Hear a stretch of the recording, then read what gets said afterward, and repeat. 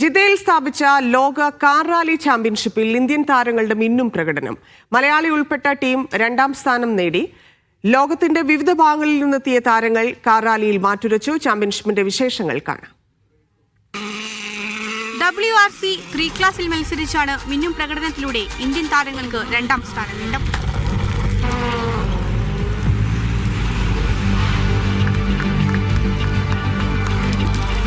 മലയാളിയായ മൂസ ഷെരീഫും ഹൈദരാബാദ് സ്വദേശി നവീൻ പുല്ലിഗിലയുമായിരുന്നു ഇന്ത്യക്ക് വേണ്ടി അഭിമാന നേട്ടമുണ്ടാക്കിയത്.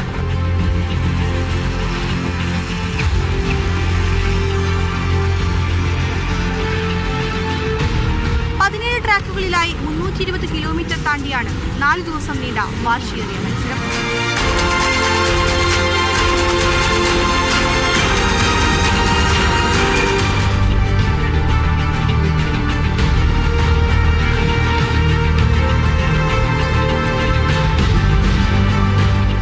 ബെൽജിയം താരം തിയറി ന്യൂവില്ലെയാണ് മികച്ച ടൈമിൽ ഫിനിഷ് ചെയ്ത് കിരീടം സ്വന്തമാക്കിയത്.